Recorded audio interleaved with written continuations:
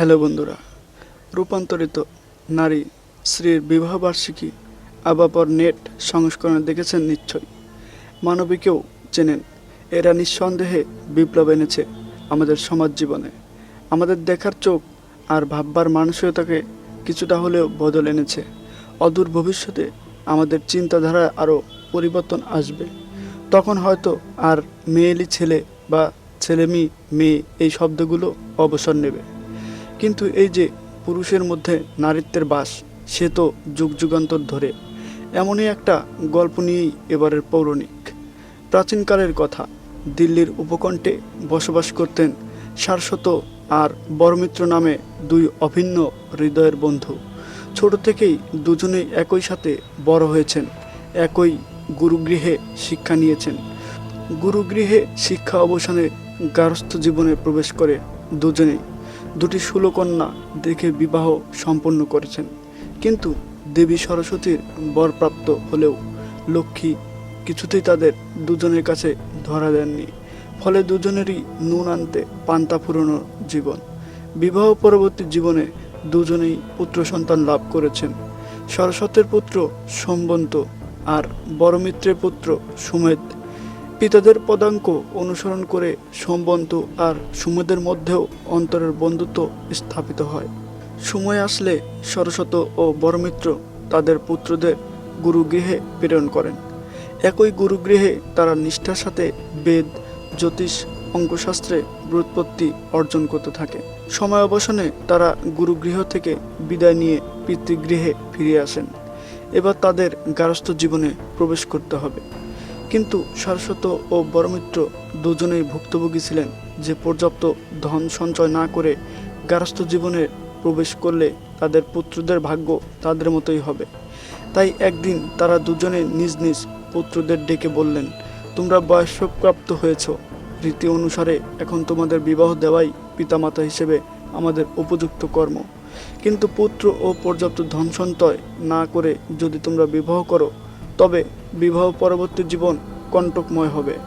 তাই আমরা চাই তোমরা দুজনেই আগে যথেষ্ট পরিমাণ ধন জোগাড় করে নিজেদের জীবনকে স্বাচ্ছন্দ্যময় করে তোলো। তারপরে তোমরা ফিরে এলে উপযুক্ত কন্যা দেখে তোমাদের বিবাহ দেব। সোমবন্তু ও সুমেধ দুজনেই করজোরে জানতে চায়, পিতা তবে আমাদের বলে দিন আমরা কি উপায়ে ধন উপার্জন করব। সরস্বত ও বড়মিত্র বলেন, পুত্র তোমরা নিকটবর্তী বিদর্ভ রাজ্যে গিয়ে সেখানকার রাজাকে তোমাদের অর্জিত বিদ্যা দ্বারা প্রসন্ন করে ধন সম্পদ সম্মান দুটোই অর্জন করে ফিরে এসো। সোমবন্তু ও সুমেধ অতবার পিতৃ আজ্ঞা শিরোধার্য করে বিদর্ভনগর অভিমুখে যাত্রা করল। বিদর্ভনগরে পৌঁছে তারা বিদর্ভ নরেশের সাথে দেখা করার অভিপ্রায় নিয়ে রাজসভায় উপস্থিত হলো। রাজসভার কাজ প্রায় শেষ। রাজা পরিষদবর্গের সঙ্গে কিঞ্চিত রঙ্গরসিকতায় সময় অতিবাহিত করছিলেন। এই সময় দ্বাররক্ষী গিয়ে রাজাকে সংবাদ দিলেন যে দুটি নব্যযুবক ভাগ্যান্বেষণের জন্য রাজসভায় উপস্থিত হয়ে নিজ নিজ পাণ্ডিত্য প্রদর্শন করে রাজপৃষ্ঠপোষকতা লাভে ইচ্ছুক।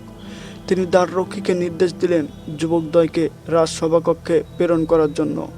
অতঃপর রাজ নির্দেশে তারা সভাস্থলে এসে রাজাকে উপযুক্ত বন্দনা করে নিজেদের অভিপ্রায় ব্যক্ত করলেন। রাজা লঘু মেজাজে ছিলেন।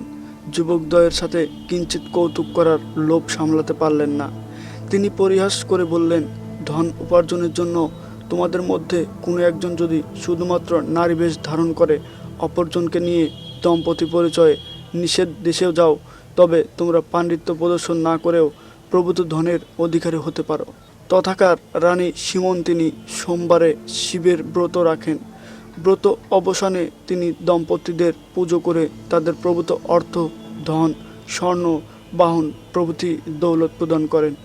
তাই তোমরা দম্পতি বেশে রানী সীমন্তিনীর সমীপে উপস্থিত হয়ে তোমাদের স্ফীত ধন লাভ করতে পারো। সোমবন্তু ও সুমেধ দুজনেই রাজার এই অপ্রত্যাশিত ব্যবহারে অত্যন্ত দুঃখ পেলেন। উপরন্তু রাজা তাদের বিদ্যা ও পাণ্ডিত্যকে অপমান করলেন। তারা রাজার পরামর্শ শুনে বললেন, হে রাজন, আপনি আমাদের এভাবে অপমান করতে পারেন না। এই ধারাধামে আপনি একমাত্র নৃপতি নন। আমরা অন্য কোনো নৃপতির কাছে যাব। কোথাও না কোথাও আমাদের পাণ্ডিত্য উপযুক্ত মর্যাদা পাবে। আর আমরা বেদ, জ্যোতি প্রমুখ শাস্ত্রে ব্যুৎপত্তি অর্জন করে এই ধরনের নীচ কার্যে লিপ্ত হতে পারি না। কোনো সাধ্বী স্ত্রীকে এইভাবে প্রতারণা করার অর্থ নরকে গমন করা। আপনার মূল্যবান পরামর্শের জন্য ধন্যবাদ। আমরা এই কার্য করতে অপারগ। এই কথা বলে সম্বন্ধু ও সুমেধ রাজসভা ত্যাগ করতে উদ্যত হলো। রাজা সামান্য দুই যুবকে এই হীন স্পর্ধা দেখে স্তম্ভিত ও ক্রোধান্বিত হয়ে উঠে দ্বাররক্ষীকে নির্দেশ দিলেন দ্বার না খোলার। তারপর বললেন, তোমাদের এত দূর স্পর্ধা যে তোমরা বিদর্ভরাজকে অপমান করো। আমি আদেশ দিচ্ছি, তোমাদের উভয়কে দম্পতি বেশে রানী সীমন্তিনী সমীপে উপস্থিত হতেই হবে। এই আদেশ অমান্য করলে তোমাদের কঠিন দণ্ডে দণ্ডিত করা হবে।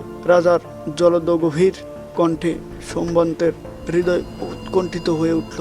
সুমেধের চোখ জ্বলন্ত অগ্নি। রাজাদেশ পালন না করলে এ জন্মের মতো আর মাতা পিতার মুখ দর্শন হবে না। বেঘরে বিমুয়ে প্রাণটা যাবে। সম্বন্তু কোনো ক্রমে সুমেধকে শান্ত করে অতঃপর রাজার আদেশ তারা দম্পতি শাস্তে স্বীকৃত হলো। রাজা লক্ষ্য করেছিল সম্বন্তু সুমেধের তুলনায় কিছুটা কোমল, তাই রাজ অন্তপুরে সম্বন্তুকে নারী বেশে সজ্জিত করা হলো।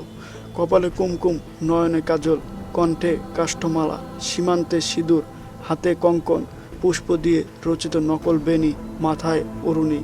সুমেধ অবাক হয়ে তাকিয়ে দেখে তার অশৈশবের বন্ধুটি আচমকাই কেমন যেন পাল্টে আসে। অপরূপ সাজে তাকে অপরূপা লাগছে। রাজার আদেশ শিরোধার্য করে তারা নিষদ্দেশ অভিমুখে রওনা হয়। বেশ বুঝতে পারে পালিয়ে যাবার সব পথ বন্ধ। রাজার গুপ্তচরেরা তাদের সর্বক্ষণ অনুসরণ করে চলেছে। নির্দিষ্ট দিনে তারা গিয়ে পৌঁছয় নিষদ্দেশে। সেখানে যেন দম্পতিদের হাট বসেছে। দূর দূরান্ত থেকে এসে উপস্থিত হয়েছেন দম্পতিরা। রানী সীমন্তিনী সারাদিন উপবাস থেকে নিষ্ঠা সহকারে দেবাদিদেব মহাদেবের পূজা সমাপ্ত করে এই সমস্ত দম্পতিদের মধ্যে থেকে কয়েকজনকে বেছে নেবেন, অথবা তাদের যথার্থ অর্চনা অবসানে ধনরত্ন অর্ঘা হিসেবে দেবেন। সম্বন্তের বুকের ভিতর ক্রমাগত যেন ভয়ের একটা কুণ্ড চাপ দিতে থাকে। সমস্ত শরীরে যে কম্পন অনুভব করে। সময় যত এগিয়ে আসে হৃদয় স্পন্দন সারযুক্ত রেখে বাড়তে থাকে। যদি একবার ধরা পড়ে যায় সে নারী নয় পুরুষ, ছল করে সে নারী বেশ সজ্জিত হয়েছে ধনরত্নের লোভে, তবে এখানেই নিষদরাজ তাদের মাথাটা ধর থেকে আলাদা করে দেবেন। ক্রমাগত দেবাদেবদের কাছে উভয়ে প্রার্থনা জানাতে থাকে যাতে তাদের প্রকৃত পরিচয় প্রকাশ না পায়, যাতে সম্বন্তকে রানী নারী রূপেই গণিত করেন। রানী সীমন্তিনী পূজাবসানে যে কয়েকজন দম্পতিদের কাছে নিলেন তাদের মধ্যে সম্বন্তু আর সুমেধ ছিলেন। রানী ঘুণাক্ষরে টের পেলেন না যে সম্বন্তু আসলে পুরুষ। রানী জানলেন সম্বন্তের নাম সম্বতী। প্রচুর ধন সম্পত্তি আর মনে গ্লানি নিয়ে যখন তারা উভয়ে ফিরছিল, অর্ধেক পথে হঠাৎ করেই সম্বন্তের মধ্যে লজ্জা এসে ভর করে। সে বুঝতে পারে সে ক্রমে নারীতে পরিণত হয়েছে। তার অশৈশবের বন্ধু সুমেধকে দেখে সে লজ্জাব্রত হয়। দুজনে বাড়ি ফিরে এলে পুত্র সম্বন্তের নারী রূপ দেখে শাশ্বত অবাক হয়ে যায়। দুজনের মুখে সব কথা শুনে শাশ্বত ক্রোধান্বিত হয়ে বিদর্ভের রাজসভায় গিয়ে উপস্থিত হয়ে বিদর্ভরাজকে বাক্যবাণে বিদ্ধ করেন এবং সম্বন্তকে নারী থেকে পুনরায় পুরুষে পরিবর্তন করে দেওয়া হোক এই দাবি জানান। না হলে ভবিষ্যতে এই পাপের জন্য তাকে প্রভূত কষ্ট পেতে হবে। বিদর্ভরাজ সমস্ত ঘটনায় অত্যন্ত বিস্ময় বোধ করে। একই সাথে নিজের করা রঙ্গতামাশার ফল যে এরূপ হতে পারে ভেবে লজ্জিত হন। অনুশোচনায় তার অন্তঃকরণ জ্বলে যেতে থাকে। তিনি রাজ্য ছেড়ে বনে গিয়ে দেবী পার্বতীর তপস্যা শুরু করেন। দীর্ঘ তপস্যার পর দেবী পার্বতী তুষ্ট হয়ে বরদান করতে এলে তিনি সম্বন্তের পুরুষাকার ফিরিয়ে দেবার প্রার্থনা করেন। কিন্তু দেবী পার্বতী বলেন, বৎস, তা আর সম্ভব নয়। দেবাদেবের পরম প্রিয় ভক্ত রানী সীমন্তিনী যাকে নারী রূপে বরণ করেছেন তার পুনরায় আর পুরুষাকার প্রাপ্তি সম্ভব নয়। সম্বন্তু এখন থেকে সম্বতী নামে পরিচিত হবে এবং সুমেধের সঙ্গে ওর বিবাহ দিয়ে তুমি যে পাপ কর্ম করেছ তার প্রায়শ্চিত্ত করবে। এই বিবাহে ওদের একটি ছেলের জন্ম হবে। দেবী পার্বতীর আদেশানুসারে সুমেধের সাথে সোমবর্তীর বিবাহ সম্পন্ন করেন বিদর্ভের রাজা। বিদর্ভ নগরীতে তাদের স্থায়ী বসবাস করার ব্যবস্থা করে রাজা প্রায়শ্চিত্ত করেন।